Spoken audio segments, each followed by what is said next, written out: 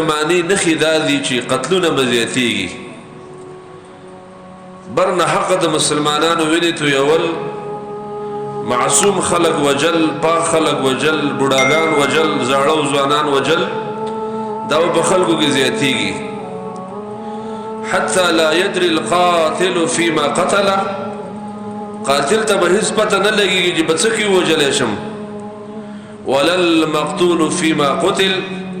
او مقتول ته هم پته نه لګیږي چې په څه شي کې مړ شو کم سړی چې قاتل ټوپک تمانچه وسره ده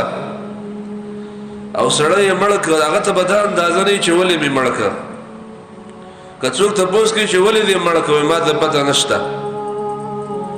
او کم سړی چې په وینو کې لت پت دی او پروت دی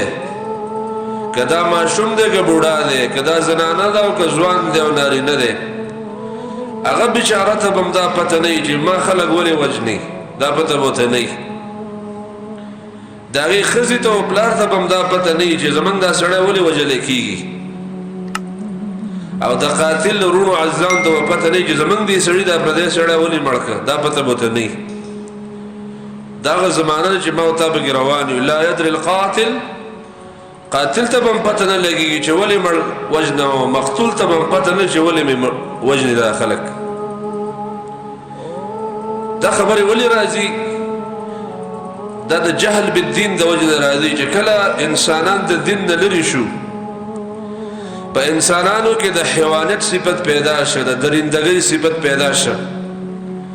د شرمخانو د لیوانو صفت په انسانانو کې پیدا شوه او د سپو د زناورو صفت چې په انسانانو کې پیدا شوه بیا به انسانان دغه شان ماتې کوي لکه څنګه چې په دې هفته کې موت اوریدل او موت لیدل څومره چې ورونو د جماعت نه لري وي د علماو د تعلق نه لري وي د اسلام نه لري وي د جمعو د خطبو د وعظو نه لري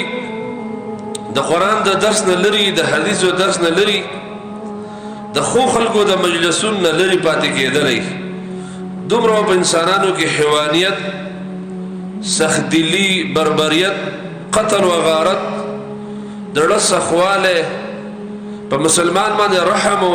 ترس نه راتل دا پیدا کیږي د کوم خلکو سجستان ناسته ولاړه وا کدا خلک د امت مسلمه قاتلان او ته کې به د قتل صفت پیدا کیږي نبی صلی الله علیه وسلم فرمایلی کم خلک چې وخان سره یو د وخانو سره ناسته ولاړه کوي دا انتهایی سخت دریزه خلک دي په عربو کې کم خلک چې ګړي بيزي سره بيزي او ګړي سره دا خلک انتهایی نرم دل خلک دي د ګړو مالک و نرم دل د زکه ګړه عاجز سروي دي په حیواناتو کې د بيزو مالک نرم دل ده زکه بيزه چې کوم د دایو عاجز سروي د په حیواناتو کې د اوخ مالک و سخزړه ده زکه اوخ سخزړه زناور ده په حیواناتو کې متکبر زناور ده الله ونه باډي مغټه ورکړ ده ونه څوکي خوري زورم الله ولا ورکړ ده طاقت ولا الله ورکړ ده نو ځکه چې څوک خان سره نو سخزړه وي څوک بيزي او ګډي سره دا بنرم زړی چې په کومه معاشره کې ته وسیدي په دې کې دین نو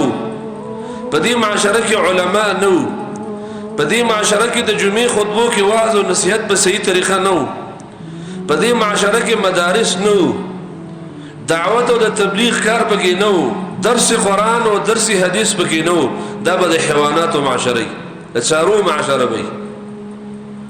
د دې معاشري انجام ممدغه شانې چې تما وجنه او زتا وجنم او په منځ کې نه زما ګناه معلومه ده نو ستا ګناه معلومه ده دیو جن رسول الله صلی الله علیه وسلم فرمایلو اذا التقى المسلمان بسيفيهما فالقاتل والمقتول في النار کله چې دو مسلمانان یو بل ته مخامخ شي د ټوپکو سره او د تورو سره یو بل ته مخامخ شو د تمانچو سره یو بل ته مخامخ شو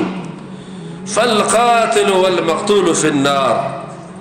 قاتل وشتون کې هم به اورته زی دا څوک چې مړ شدا به هم اورته زی صحابه فرمایي یا رسول الله دا قاتل خو موږ ته پته ولګه چې ځکه اورته زی چې دې سړی مړ کړه د نقد سړی پروت دی خو فما بال المقتول دا مړ ولې اورته لاړ یو سړی د بل د لاسه مړم شو جهنم ته لاړ دا ولې لاړ نو وی فرمایل انه کان حریصا علی قتل صاحبه دا مړی چې د دم د اراده وا د عزم دم ټوپک راوړو دم تمانچه بمړه وا د سرم چاکو چاړه وسره وا دم د کور نه پدی اراده را روانو چې دا بل وجنم خو چونکې دا په خپل عزم کې کمزور شه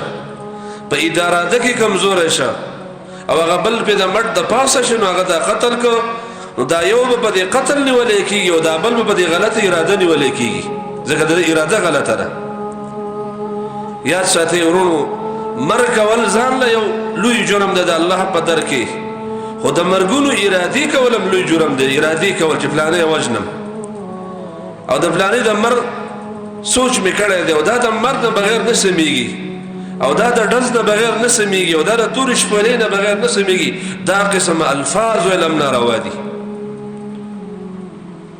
مسلمانانو دا فکر د ځان نه بالکل لري کول پکار د مسلمان د قتل فکر هر څومره لانجه سخت وا هر څومره لانجه ډیر وا هر څومره ته ډیر دردمن کړي او ډیر فکر بند کړي خو د مسلمان د قتل فکر باندې کې ځکه دین دی برباديږي